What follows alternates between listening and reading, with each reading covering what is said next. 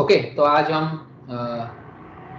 Reading module की reading filling the blanks और reading writing filling the blanks करने वाला है। पहले reading simply filling the blanks कर लेते हैं। ओके, तो इसमें क्या देखना है कि ये तुम्हारा 3 बेसिस पे हम आंसर ढूंढ सकते हैं। एक तो वोकेबलरी, पर्टिकुलर वोकेबलरी सही है तो उसके बेसिस पे होगा। एक होगा ग्रामर प्ले रोल करेगा, और तीसरी चीज़ है कॉलोकेशन। कुछ वर्ड होंगे जो एक दूसरे से संबंधित होंगे, उसको कॉलोकेशन कहते हैं, तो उसके बेसिस पे होंगे। इसमें क्या है, ये राइटिंग हैज बीन करके दिया है पैराग्राफ, 4 ब्लैंक्स है। तो पहले हम ऐसा नहीं करेंगे कि फर्स्ट पिक किया है तो फर्स्ट सॉल्व करके ही देना है। फर्स्ट में अगर तुमको शॉर्टिटी से आंसर मिल जाता है then click it, otherwise move to the next blanks. Move to the next blank, उसमें भी अगर तुमको पता नहीं चलता है हमको तो move to the third blanks. Third में अगर पता चल गया है तो एक ऑप्शन हमारे सारे ऑप्शन में से निकल गया। फोर्थ में अगर मिलता है तो ठीक है, फिर वापस से हम अगली फर्स्ट और सेकंड ब्लैंक सॉल्व करेंगे। तब तक हमें पैराग्राफ समझ में आ जाएगा कि पैराग्राफ किस चीज में बात कर रहा है। तो ज्यादा अंडरस्टैंडिंग होगी तो उसकी बेसिस पे हम आगे की बैंक्स में जिसमें हमको अंडरस्टैंडिंग नहीं हुई थी उसमें हम आंसर कर सकेंगे। ठीक है, तो थोड़ा प्रैक्टिस करते किस तरीके से आंसर आते हैं। ठीक है, तो पहला है, सर आप बताइए। Writing has been a dash of civilization since its inception of ancient Sumeria, where it was initially used for record keeping. तो ये ऑब्वियसली हिस्ट्री की बात हो रही है ना, राइटिंग की हिस्ट्री की। तो डैश ऑफ सिविलाइजेशन, तो सिविलाइजेशन मतलब अपनी संस्कृति का वो क्या था, राइटिंग हैज बीन। तो ऑब्वियसली राइटिंग ना बहुत ही grandeur, one of the best invention है अपना ह्यूमंस का। तो हमें यहाँ अगर इतनी बड़ी बात हो रही है, बहुत ही एंशिएंट और रिकॉर्ड कीपिंग की इतनी बड़ी हिस्ट्री की बात हो रही है, तो आपको ऐसा वर्ड डालना है कि जहां आपको ग्रांड लगे ऐसा। तो writing has been a function of civilisation, overview of civilisation, assurance, cornerstone, quantity, claiming, documenting, spread of civilization। पर ये वाला अगर आपको इसमें कंफ्यूजन है, ऑब्वियसली मुझे पता है इसमें आंसर क्या आएगा, पर अगर आपको इसमें कंफ्यूजन है तो आप आगे देख लेना कि ये पैराग्राफ जा कहाँ रहा है। तो अब यहाँ देख सकते हो कि एज सोसाइटीज इवॉल्व्ड, तो थाउजेंड्स ऑफ ईयर्स की बात एक साथ हो रही है। तो जब थाउजेंड्स ऑफ ईयर्स की बात एक साथ हो रही है और राइटिंग की बात हो रही है, बहुत ही बड़ी इन्वेंशन की बात हो रही है, तो यहाँ एक ऐसा वर्ड आना चाहिए जो अपने आप में ही एक इम्पोर्टेंस होल्ड करता हो। जैसे कि अगर इस ये सारे के सारे वर्ड में अगर कोई एक ऐसा वर्ड है जो बहुत ही वैल्यूएबल है एज ए अपने देख सकते तो वो कॉर्नरस्टोन है। तो कॉर्नरस्टोन का मीनिंग है कि पूरी सिविलाइजेशन में अगर कोई 10 चीज अपने निकाल के रखे ना कि देखो ह्यूमन सिविलाइजेशन में ये सारी इंपॉर्टेंट है, तो उसमें से एक राइटिंग है। तो कॉर्नरस्टोन का मीनिंग है कि एक ऐसी चीज जो बहुत वैल्यूएबल है। तो यहाँ से आपको पता पड़ जाएगा कि इवॉल्व थाउजेंड्स ऑफ ईयर्स की बात हो रही है और सिविलाइजेशन की बात हो रही है, कोई कम्युनिटी की बात नहीं हो रही, कोई नेशंस की बात नहीं हो रही, एज अ होल सिविलाइजेशन की बात हो रही है। तो आपको एक ऐसा वर्ड डालना पड़ेगा जो बहुत ही इंपॉर्टेंस वैल्यू करता हो। उसके बाद है as societies evolve so did the dash of writing। जैसे ये एज अ कंपैरिजन में बता रहा है कि जैसे सोसाइटीज इवॉल्व हुई उसके साथ साथ राइटिंग भी इवॉल्व हुई। इवॉल्व होना यानी कि उत्क्रांति आना, विकास होना। जैसे सोसाइटी में इवॉल्व हुई यानी कि उसमें इंप्रूवमेंट आना। जैसे सोसाइटी में इंप्रूवमेंट आया तो जो राइटिंग थी उसका भी कुछ हुआ। तो इंप्रूवमेंट आता है तो क्या होता है वो सर बताइए, क्या हो सकता है sir? As societies evolved, so did the dash of writing, which came to be employed for codifying laws, preserving literature, and dash history। तो ये तो अपने ये वाला, क्योंकि एक ही सेंटेंस में दो ब्लैंक्स दी गई है, तो अगर इसमें आपको कंफ्यूजन है तो आप एक ढूंढ लेना, इसके हिसाब से अपने गैस कर सकते शायद इसमें ये आएगा। तो हिस्ट्री को क्या किया जाता है, हम हमेशा जो यूट्यूबर्स भी करते हैं ना कि अपने टाइमलाइन को क्या करते हैं, वो डॉक्यूमेंट करते हैं। तो यहाँ आएगा, अपने देख लेते हैं कि कुछ और आ सकता है क्या, एंड डैश हिस्ट्री, क्योंकि यहाँ आईएनजी और जिरोंड के साथ नाउन, जिरोंड के साथ नाउन, तो यहाँ मोस्टली जिरोंड के साथ नाउन आएगा। जीरोन यानी कि आईएनजी वाला रूप। ठीक है, आईएनजी वाला रूप आ सकता है। हाँ। और हिस्ट्री का क्या होता है, हिस्ट्री का डॉक्यूमेंटिंग होता है। हाँ। जो भी हिस्ट्री बनाते हैं उसके एक डॉक्यूमेंट के तरीके से एक वे में प्रेजेंट करना होता है, तो डॉक्यूमेंटिंग हिस्ट्री आएगा। दूसरी ब्लैंक्स हम बाद में, मैंने कहा ना कि जिसमें कंफ्यूजन हो उसको तभी छोड़ देना है जब क्लिक ना हो आंसर दो, नेक्स्ट पे मूव हो जाएंगे। The transition from pictographs to alphabets marks a pivotal development in cultural exchange and education। The transition from pictographs to alphabet mark, जब राइटिंग का ट्रांजिशन हुआ मतलब डेवलपमेंट हुआ, तो उसके कारण हम अलग अलग कल्चर के लोग अपने आप को आइडियाज शेयर कर पाते थे, अपने एजुकेशन कल्चरल एक्सचेंज कर पाते थे, अपनी जो भी अच्छी अच्छी बातें हमने एज ए राइटिंग थ्रू हमने शेयर की। तो इसके बाद क्या हुआ, enabling the dash of ideas and knowledge across civilisation. तो आइडियाज और नॉलेज का क्या हुआ इसके कारण, जब राइटिंग एज ए इनोवेट हुई तब उसके साथ क्या हुआ, आइडियाज और नॉलेज का स्प्रेड हो स्प्रेड। सकता है। अक्रॉस सिविलाइजेशन का मीनिंग है कि अलग अलग सिविलाइजेशन में आइडियाज और नॉलेज क्या होना, स्प्रेड होना।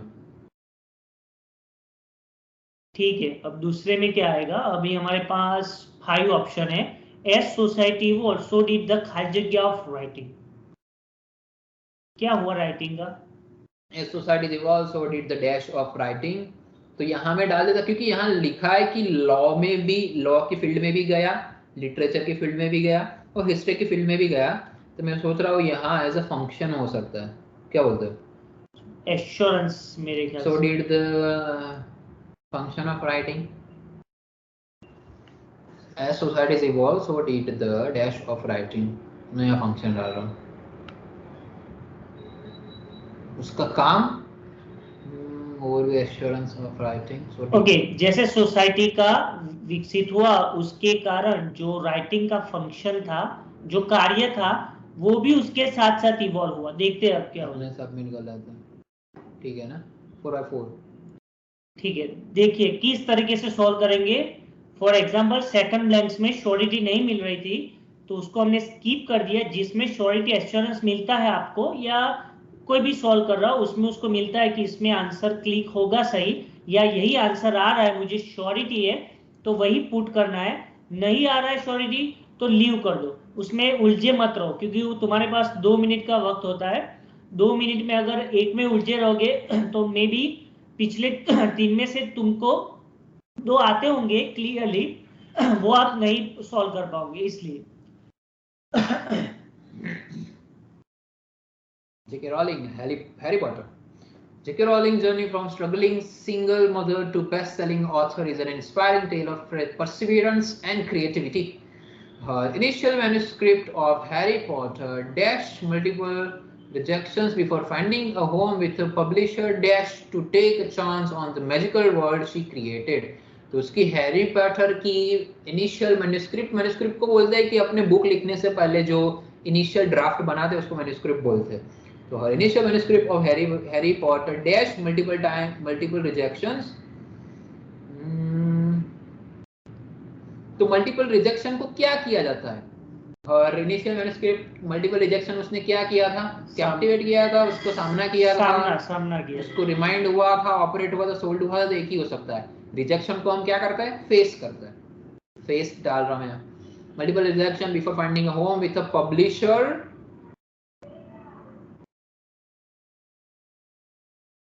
तो पब्लिशर ने क्या किया, टेक अ चांस। तो चांस को क्या क्या करते हैं हम उसको, ऑब्वियसली मोस्टली पब्लिशर्स ने उसको रिजेक्ट किया, पर एक पब्लिशर ने ऐसा किया कि हाँ चलो इसको एक चांस दे देते हैं। तो यहाँ आएगा with a publisher willing to take a chance, उसने चांस लिया। इसमें क्या होगा, विलिंग कैसे आया, देखिए पहले क्या बताया, हैरी पॉटर ने पब्लिश की बुक, उसके पहले उसको बहुत सारे रिजेक्शन का सामना करना पड़ा, तो फेस, ठीक है, जेके रोलिंग को। और बिफोर फाइंडिंग अ होम, उसको होम मिला किसके साथ, पब्लिशर जो था उसके साथ उसको होम मिला। उसके पहले उसको बहुत सारे मल्टीपल रिजेक्शन सामना करने पड़े। और willing to take chance on the magical world she created, और वो खुद ही विलिंग हो गया, वो खुद ही एग्री हो गया कि मुझे चांस लेना है इस मैजिकल वर्ल्ड में, जो क्रिएट किया है उसमें मुझे अपनी इच्छा से चांस लेना है। तो वो सेंटेंस बन रहा है हमारे, उसका हिंदी में, उसका गुजराती में ट्रांसलेशन करेंगे तो ऐसा कुछ बन रहा है, इसलिए वहां पे पुट करेंगे willing to take a chance. ठीक है, आगे क्या है, rolling storytelling dash readers. तो रीडर्स को उसकी स्टोरी टेलिंग ने क्या किया, ऑब्वियसली बहुत इंटरेस्टिंग लगी होगी रीडर्स को। तो इसमें आएगा कैप्टिवेटेड। तो कैप्टिवेटेड का मीनिंग है कि उनको अट्रैक्ट करना, रीडर्स को अट्रैक्ट करना। रिसाइडेड का मीनिंग है तो कहीं रहना, रिमाइंड करना, तो हम रीडर्स को रिमाइंड कैसे करते हैं, स्टोरी टेलिंग से रिमाइंड नहीं करते। सिलेक्टिव यहाँ हो नहीं सकता। ऑपरेटेड और sold, operated reader, sold readers, तो एक ही बचा कैप्टिवेटेड। कैप्टिवेटेड का मीनिंग अगर आपको पता है ना मीनिंग एज हिंदी या गुजराती में, तो आपको पता पड़ जाएगी। स्टोरी टेलिंग इतनी अच्छी होनी चाहिए कि वो रीडर्स को अट्रैक्ट करके रखे, तो यहाँ कैप्टिवेटेड आएगा। leading to a series that has dash millions of copies ये तो worldwide। सिंपल में से सिंपल है। देखिए ऐसा मैं क्या कह रहा था, आपको बोल रहा था ना कि अगर तीन में पता नहीं चल रहा है, अगर चौथा वाला आप देख सकते हो कि ये तो कॉमन है, कॉमन सेंस है, इजी है, इसमें क्या आएगा, तो एक तो तुम्हारा सही हो गया, तो एक तो ऑप्शन निकल गया, तो बाकी का तुम्हारा कॉन्फिडेंस भी रेज होगा और बाकी के ब्लैंक्स में तुम परफॉर्म अच्छा कर पाओगे। तो इसमें सॉल्व कर सकते हैं सीरीज दैट हैज, क्या हो सकता है, कॉपीज का क्या हो सकता है, सोल्ड हो सकता है ना, कॉपीज हम क्या करते हैं, कुछ भी कॉपी, तो sold millions of copies world wide, evolve into a cultural phenomenon, redefine. आगे का पढ़ने का जरूरत ही नहीं है इसमें। जब भी आपने कोई बुक, वो इंटरनेशनल बुक जो बहुत ही फेमस हो, अगर आप वो परचेस करते हो ना, तो ऊपर हमेशा लिखा होता है कि 10 मिलियन कॉपीज सोल्ड। तो ये ऑज हमेशा कोलोकेशन के साथ यूज होता है, sold millions of copies world wide. सारे का सही है भाई। एक और कर लेता है चलो। The concept of genius is traditionally dash with extraordinary creativity and achievement, often manifested at a young age. So the concept of genius is traditionally, देखिए उसका मतलब भी समझना है हमारे ऑन लैंग्वेज में, हिंदी हो या गुजराती हो। यहाँ पे क्या बताया, द कॉन्सेप्ट ऑफ जीनियस, जो जीनियस का कॉन्सेप्ट है वो ट्रेडिशनली यानी कि तुम्हें पता है सांस्कृतिक रूप से किसी के साथ, ब्लैंक विथ एक्स्ट्राऑर्डिनरी क्रिएटिविटी और अचीवमेंट, एक्स्ट्राऑर्डिनरी क्रिएटिविटी और हमारी जो भी अचीवमेंट है उसके साथ संबंधित है, शायद ऐसा उसका हो सकता है। हाँ, तो संबंधित है, तो एक ही वर्ड ऐसा है कि जो आपको जोड़ने में हेल्पफुल होता है, तो वो बोलते हैं। जो कंपेंसेटेड का मीनिंग है तो पैसे से कुछ कुछ कर देना। ओवरकमिंग का मीनिंग है कोई ऑब्स्टिकल आया है तो हम उसको पास कर देते हैं। सेलिब्रेटेड का मीनिंग है कि ऑब्वियसली वो तो आपको पता है। एस्टिमेटिंग, उसको हम एस्टिमेट कर रहे हैं, कोई चीज का हमें कुछ पता नहीं है। एसोसिएटेड का मीनिंग है उसके साथ कनेक्टिंग, तो ये दोनों के साथ कनेक्टिंग, यहाँ ऑब्वियसली एसोसिएटेड आएगा। ड्राफ्टेड का मीनिंग है कोई राइटिंग को ड्राफ्ट करना, पहले कोई इनिशियली वर्जन बनाना। अटेनिंग का मीनिंग है उसको लेना। एनकम्पसिंग का मीनिंग है उसको दिशा देना। तो यहाँ एक ही कि कॉन्सेप्ट ऑफ जीनियस ट्रेडिशनली हमेशा क्रिएटिविटी और अचीवमेंट के साथ हमेशा एसोसिएटेड रहा है, उसके साथ ही जुड़ा हुआ है। Often manifested at a young age, while early bloomers like Mozart and Orson Welles are dash examples। देखिए इसमें क्या करना है, ब्लैंक्स के आगे का जो भी लिखा है वो भी थोड़ा थोड़ा समझना है, ब्लैंक के पीछे के भी वर्ड या मीनिंग थोड़ा थोड़ा समझना है, जिससे हमें हिंट मिल जाए कि क्या आ सकता है। इसमें ब्लैंक के पीछे लिखा है आर ब्लैंक्स एग्जाम्पल्स, तो एग्जाम्पल्स का कुछ हो सकता है, बोलिए सर इसमें क्या हो सकता है, एग्जाम्पल्स का क्या हो सकता है। मैं आपको एक बहुत ही एकदम शॉर्ट ट्रिक बता देता हूँ कि ये जिसने भी, ये राइटर ने जिसने भी लिखा है ना, इसने मोस्टली, मैं आपको बता देता हूँ, is V3 यहाँ पैसिव सेंटेंस है। Often manifested V2 simple past tense, यहाँ तो मैं आपको नहीं देखता। यहाँ is V3 ये भी पैसिव सेंटेंस है। यहाँ who have discovered often dash, तो आप यहाँ सोच सकते हैं कि is मार है ना, तो यहाँ अगर यहाँ ing हो सकता है या V3 हो सकता है। तो अपने देख लेते हैं कि मोजार्ट और ओर्सन वेल्स दोनों नाम हैं, तो कैसे एग्जांपल्स हैं अर्ली ब्लूमर्स। यहाँ अगर नाम दिए गए हैं और जीनियस की बात हो रही है, तो आपको पता पड़ ही जानी चाहिए कि ये दोनों जीनियस ही होंगे। तो कैसे एग्जांपल्स है ये दोनों, हम इन दोनों लोगों को बहुत सालों से जानते हैं, तो हम इन लोगों को क्या करता है, अब इसे celebrated examples, wells are celebrated examples. हम इन दोनों को बहुत ही अर्ली ब्लूमर्स जो भी है, उन दोनों, ये दोनों इंसान को हम बहुत ही सेलिब्रेट करते हैं एज ए एग्जांपल के फॉर्म में। दोनों जीनियस है। The narrative of genius is more nuanced, V3 passive sentence, dash a wide spectrum of creative expression. तो ये क्या बताता है, इतने सारे लोगों को एक सेलिब्रेटेड एग्जांपल्स है जीनियसनेस का। कुछ नैरेटिव को बोलते हैं कि एक दिशा मिल रही है उसकी, मतलब हम समझा रहे हैं लोगों को, दुनिया को एक दिशा मिल रही है। इज मोर न्यूआंस, वो बहुत कॉम्प्लिकेटेड है।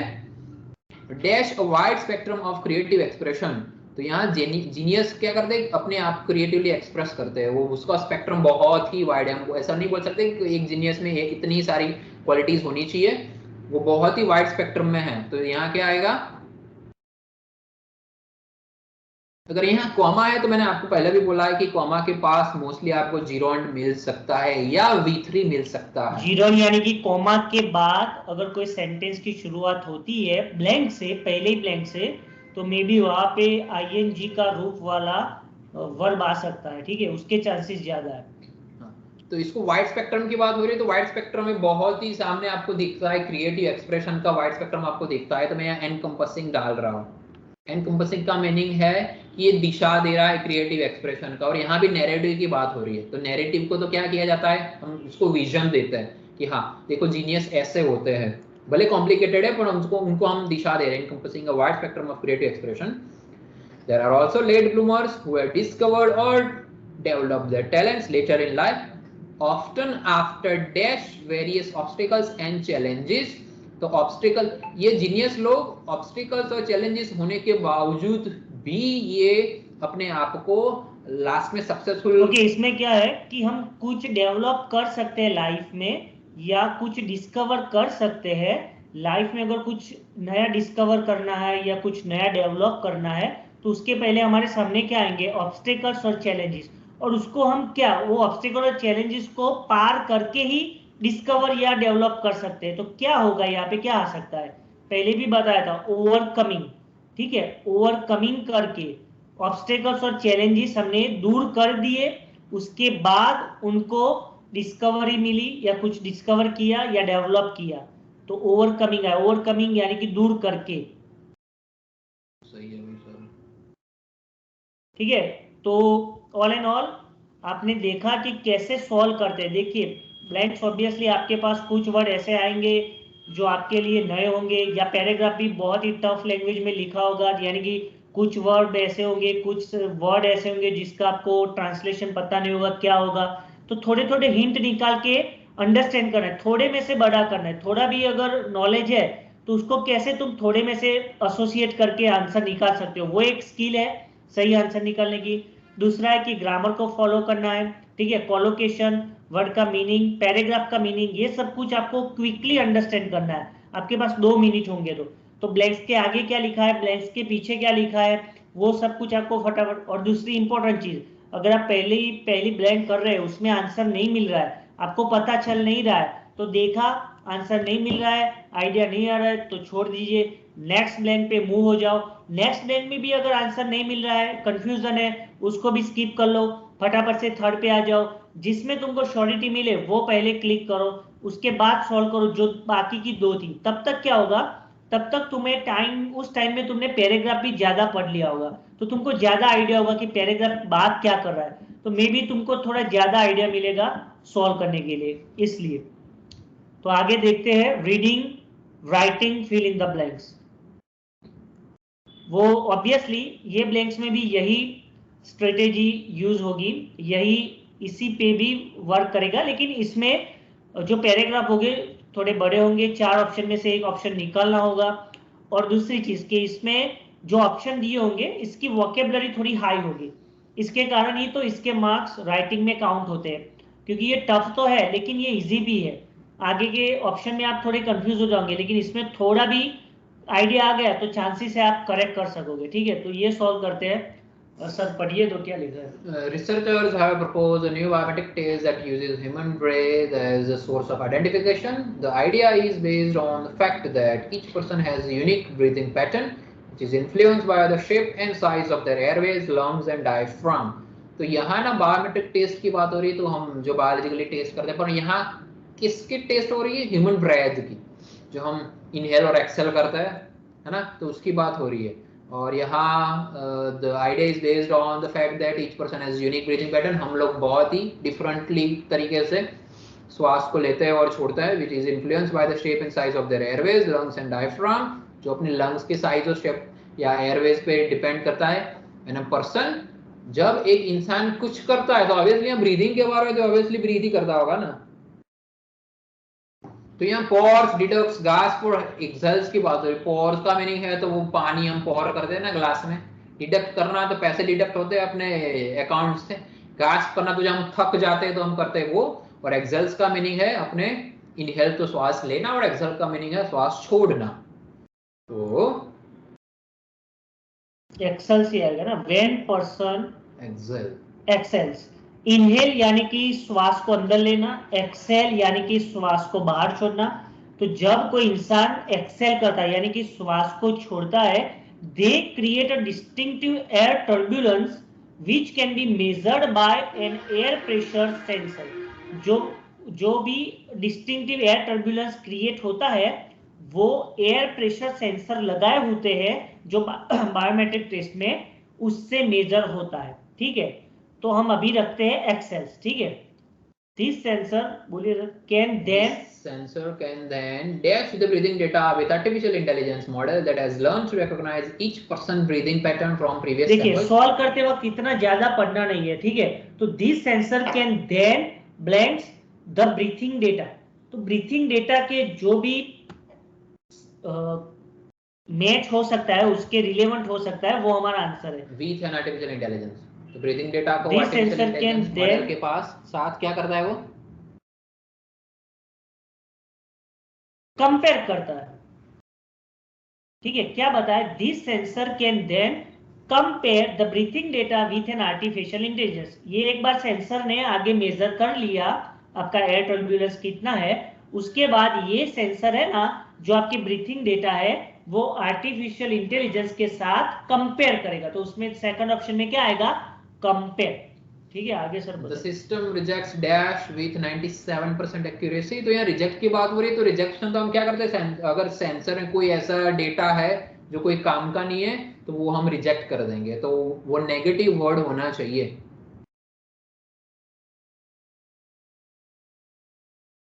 तो कमेंटेटर्स नहीं हो सकता, इंटरवल्स का मीनिंग है ब्रेक होना, इवेल्युएट करना, तो हम कोई चीज को एसेस इवेल्युएट करते हैं वो, और इम्पोस्टर्स का मीनिंग है कि वो ऐसा डेटा को जो काम का नहीं है और पर आपको लग रहा है कि वो सही है, तो यहाँ इम्पोस्टर्स आएगा। The system rejects imposters with 97% accuracy. Imposter का मीनिंग है कि कोई ऐसी चीज, हम इंसानों को बोलते हैं ना कि आइडेंटिटी थेफ्ट में होता है ना, कोई डमी इंसान जो एग्जाम देने चला जाता है अपना फेस बदल के चला जाता है, तो उसको भी इम्पोस्टर बोलते हैं। तो 97% एक्यूरेसी। फिर क्या है, the system also has advantage of being impossible to pass by dead person dash other biometric test that rely on blood flow और इलेक्ट्रिकल सिग्नल्स। तो ये सिस्टम में बहुत ही एफिशिएंट है, एडवांटेज बता रहा है, और यहाँ अदर बायोमेट्रिक टेस्ट की बात हो रही है, तो यहाँ इसकी तारीफ हो रही है, यहाँ अदर बायोमेट्रिक टेस्ट की बात हो रही है, तो यहाँ आपको एज ए कोई ऐसा सिनोनिम नहीं, कोई ऐसा कंजक्शन होना चाहिए जो इसको और इन दोनों को एक दूसरे से अलग करे।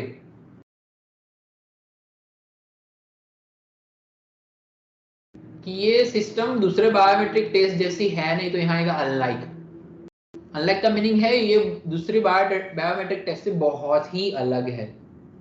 ठीक है, तो यहाँ अनलाइक आएगा, और तो क्या है यहाँ वाइल। तो वाइल कभी कभी यूज है दोनों सेम हो, सेंटेंस दोनों सेम हो तभी आएगा। डिस्पाइट हम यूज कर सकते हैं कि हाँ एक पॉजिटिव की नेगेटिव हो। मुझे लगता है वाइल भी आ सकता है ना सर। देखिए इसमें क्या बताया, the system also has the advantage of being impossible to pass by dead person. एक एडवांटेज क्या है कि ये कोई मरा हुआ इंसान हो वो ये टेस्ट पास नहीं कर सकता, उसके लिए अशक्य है। ठीक है, और while other biometric test that rely on blood flow और इलेक्ट्रिकल सिग्नल, जबकि जो दूसरे बायोमेट्रिक टेस्ट है that rely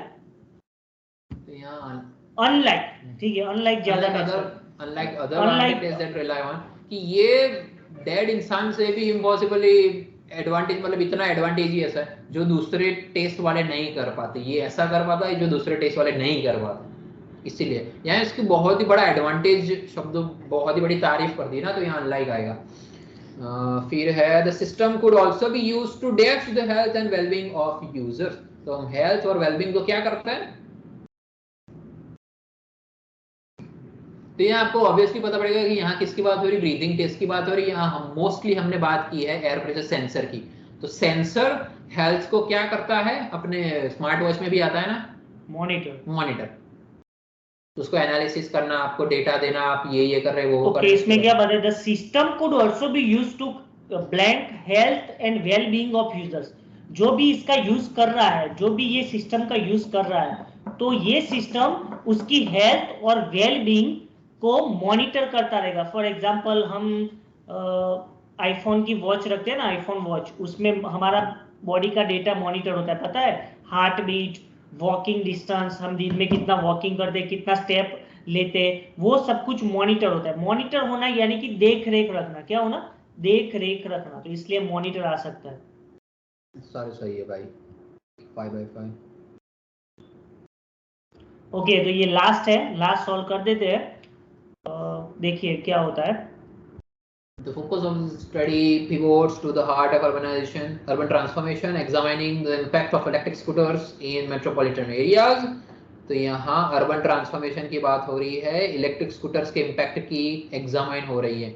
in 2 major cities a pilot program was dash, तो यहाँ was where V3, यहाँ V3 होना चाहिए, to integrate e-scooters in the urban transportation। देखिए इसमें ग्रामर में है, ब्लैंक के आगे was है, तो was के साथ थर्ड फॉर्म आएगा वर्ड का, थर्ड फॉर्म, तो सारे थर्ड फॉर्म दिए हैं, तो अब तो हमें वो उसमें तो हम पिक नहीं कर सकते, लेकिन अब मीनिंग समझ के करना है कि मीनिंग क्या बन रहा है।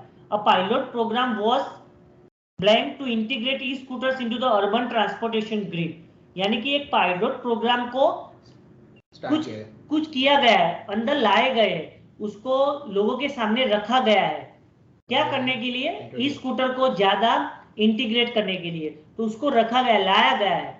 तो लाया गया है, हम नहीं बोलते इंट्रोड्यूस करो। अगर कोई तुम थर्ड पर्सन को मिल रहे हो तो वो बोलेगा कि आप सर आपको इंट्रोड्यूस कर सकते हैं, आप अगर इंटरव्यू के लिए गए हैं तो आप अपने आप को इंट्रोड्यूस कर सकते हैं, आप अपने आप के लिए बता सकते हैं, तो इसके मुताबिक फर्स्ट में आएगा introduce. The study observed how this integration affected traffic flow, pollution levels, and the overall urban landscape. The participating cities saw a marked decrease in car usage, suggesting a shift towards more sustainable travel options. Full stop, यहाँ comma है तो हमेशा यहाँ conjunction होना चाहिए।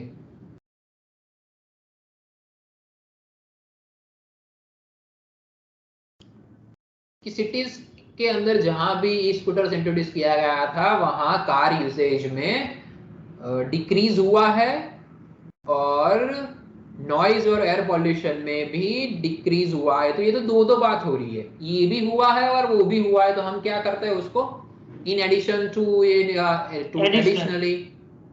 देखिए 4 option क्या है, नेवरदलेस, नेवरदलेस का मतलब होता है उसके अलावा, उसके कारण भी, उसके अलावा। तो नेवरदलेस कब आएगा, जब पहला सेंटेंस पॉजिटिव होगा और दूसरा सेंटेंस नेगेटिव होगा, तब नेवरदलेस आएगा, ठीक है।